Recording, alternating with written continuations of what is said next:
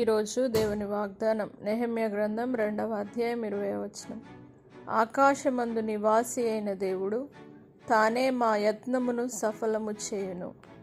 దేవుని వాగ్దానం సెలవిస్తూ ఉన్నది, మీరు చేయు ప్రతి ప్రయత్నమును దేవుడు సఫలం చేయబోతా ఉన్నాడు.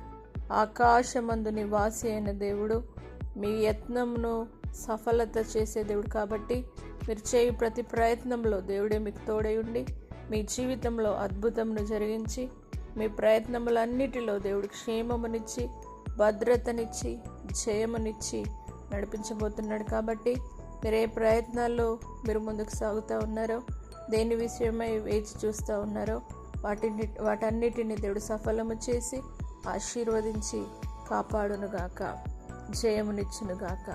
ప్రార్థన.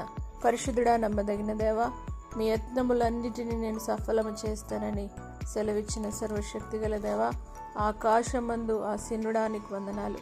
ఇప్పుడే ప్రతి ఒక్కరి జీవితంలో మేలు చేత నింపి ఆశీర్వదించి వారు చేయి ప్రతి ప్రయత్నములను సఫలపరిచి జయ జీవితమును అనుగ్రహించండి.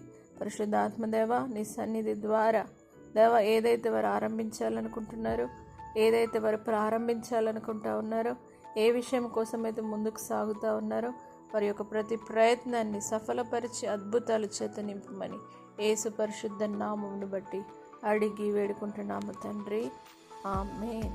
దేవుడు మిమ్మను దీవించునుగాక.